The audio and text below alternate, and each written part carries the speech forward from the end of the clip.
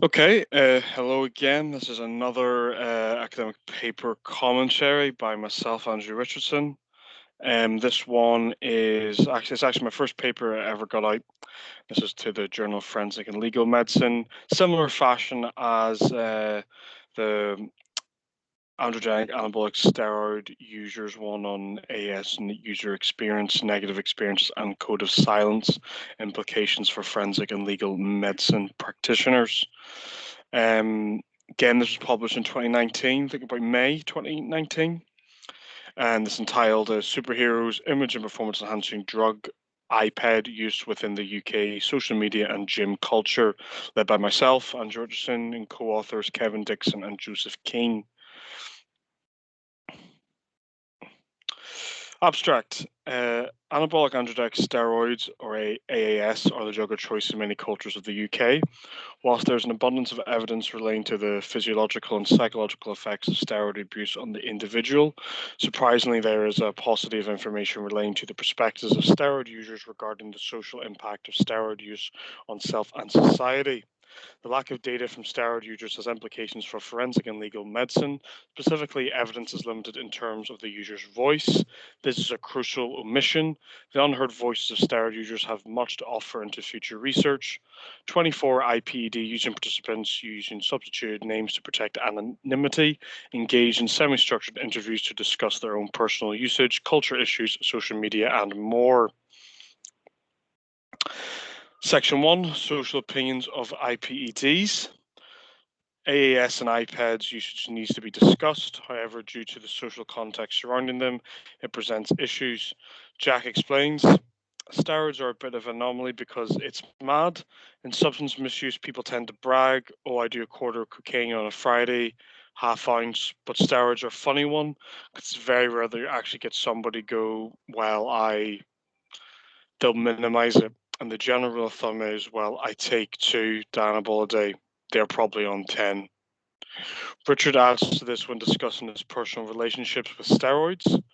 We've no secrets, me and this girl, except for this, referring to steroids.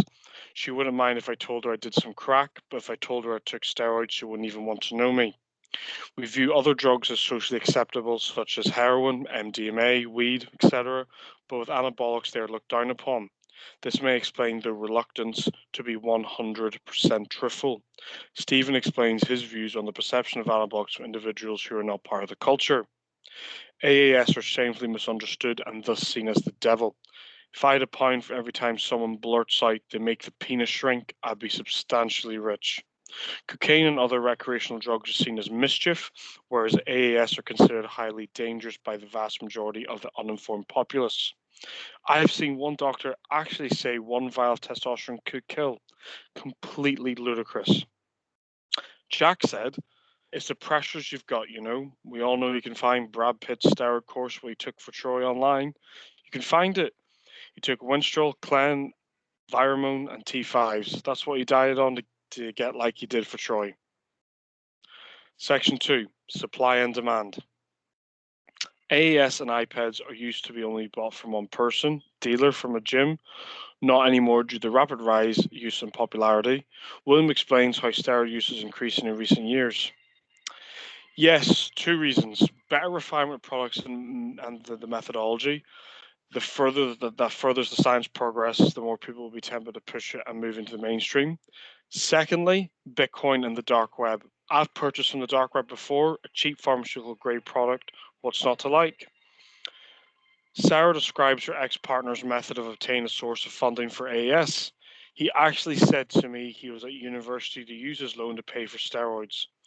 From this, we can see the great lengths some people will go to get AAS in the pursuit of a more muscular body. Speaking with an ex-dealer called Wayne, I asked him, do people go on holidays to get anabolics or just take anabolics to then go on holiday? His reply, a friend of mine goes to Turkey, goes on a holiday and brings back a load of steroids.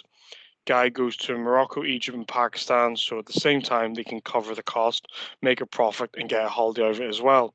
So it's probably a combination of both. Andrew backs us up by saying, I know a lot of lads who go on just 6 weeks for a holiday. You hardly see them ever in the gym, then they smash in 6 weeks just for the holiday. Photos. Section 3, next generation of users. Richard describes how he sees the next generation when it comes to using anabolics.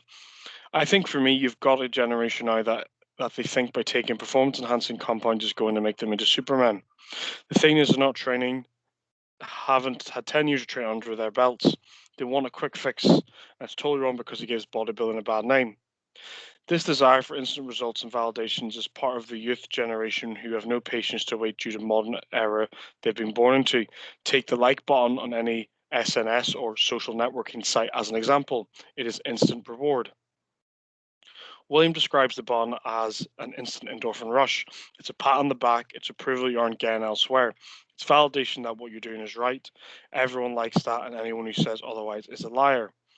This instant generation wants results quickly, and AES is a simple analogy of this. This admiration of others shows a wanting to be like someone either by what they represent, attractive body, or what they gain, social status, or as Bourdieu says, to be dominated through symbolic violence. This symbolic violence is best explained by Alexander. If we're looking at pro bodybuilders and fitness models on Facebook day in and day out, it could give somebody a complex and in turn take steroids as a quick fix. I've seen it happen. I mean, I've seen guys in the gym take steroids, and it's just because they've seen people on Facebook and on the TV who look good, and in turn they think by taking steroids they can be like that.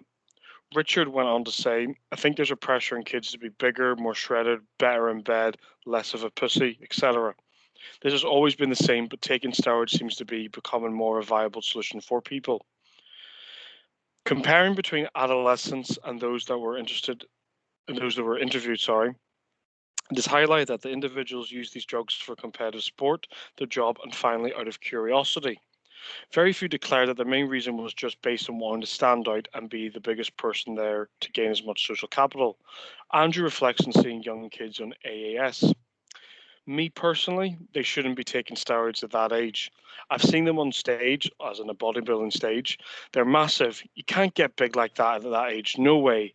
You see a 12-year-old, a 90-year-old, I've seen them on stage, even 20, 21-year-olds, they're massive. I'm jealous. Good luck to them, but to me, they're not giving their bodies a chance, and there's a chance to develop. It means they'll suffer in years to come. Section 4, a shift in the gym environment. Speaking with Andrew about how he's seen social media impact his experience of the gym, I think a massive part of it is everyone that's just training and looking good. What I noticed when I was on social media is someone who would go on training, that go on training, and they're looking good. They take pictures of themselves ripped, that their status photo that they want everyone to see. Ray, in his vast years of training at the same gym, over 25 years experience, says how his gym setting has de-evolved.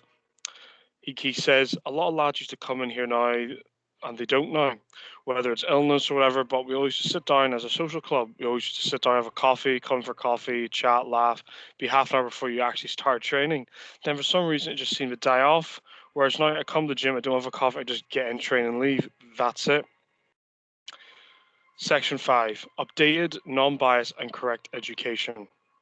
A number of the participants expressed their concerns about poor sources of information and those claiming to be experts giving out bad advice. Matthew describes his encounters as too large a majority of people who I've discussed steroid use with have little to no understanding of the effects of steroids. Their use has been based off a friend's recommendation, to which they do no background research and directly consume the drugs based on advice, all for the aim of gaining size in a shorter time frame. This is heavily influenced by a social competition, which often looms over younger gym members, where people feel as though they are simply competing with fellow gym members for size, regardless of whether they even know the person. These self-proclaimed experts are doing more harm than good. Regarding our health, we have professionals who have dedicated lives to learn a craft to ensure the best quality advice. Section 6, why ignore them? Well, that being said, Richard's comment falls in line with the example. There needs to be and always has needed to be an open dialogue on the likes of social media educating people about it. The problem is that individuals who do are not very good poster children. Section 7, summary. What has been identified from the discussions and data are multiple themes. These themes include the following: culture of steroid abuse, supply and demand, damage the social life, and finally, the next generation of users. Under the culture of steroid abuse, this culture has many facets which have been identified in the data as a code of silence, not others know you're using, despite openness of other forms of social drug use. There are multiple reasons for taking IPEDs in the first instance from sporting or just wanting to be bigger for a specific job. The prevalence of IPED use is well known and from interviews widespread. Some see to get where they have to be in life and reach their goals, there is a pressure to take these drugs. Finally, the inherent benefit of social and physical capital of taking these drugs is well documented.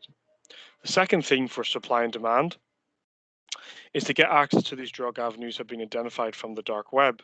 However, getting the correct information still poses a challenging and misinformation is rife on the internet.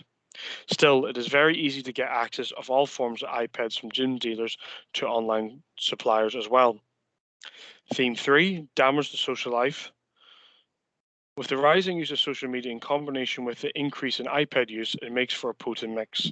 Long-term use may lead to reliance on getting external validation from likes, followers, saves to provide social and or physical acceptance of one's body image.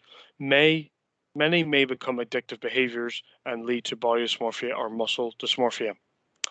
And the last theme, next generation of users. These next generation of users are going to be documenting their body transformations more and more and communicating through social media extensively. The reliance to pass information through Facebook, Instagram, and or YouTube will be and is heading towards normal models of communicating. It will eventually lead to the next evolution of steroid use, which may be taking drugs purely to be bigger to gain more likes, followers, and admirers online. This, in some instances, from the comments, may already be happening. Online virtual lives may be more rewarding than the real life, as individuals who partake in body modifications find others with similar interests online, and their behavior is reinforced and ultimately accepted by virtual peers through positive reinforcement of said actions. This leads to, in their eyes, more social and physical capital. To end, this popularity does not seem to be slowing down, or any methods to reduce access to iPads has not stopped people from obtaining them. Understanding the user experiences and viewpoints is vital in supporting the work of forensic and legal medicine practitioners. And myself, Kevin, and Joe, there is no conflict of interest for us as any of the authors or co-authors when submitting this work. Same as before, short and sweet, the paper, medical style one, just getting to the facts, the findings, what we got. Really like this one in the style in the Journal of Forensic and Legal Medicine as a very short report form. I'll post the link to the paper and the references in the comments on the video. And from me, thank you again for listening. Any comments or queries, please do let me know. I will update you on this email here. My email on the paper is incorrect. It's not andrew.richardson. It's a.s.richardson@tees.ac.uk, and that's for all the papers. And again, thank you very much for listening, and I hope to see you in the next video.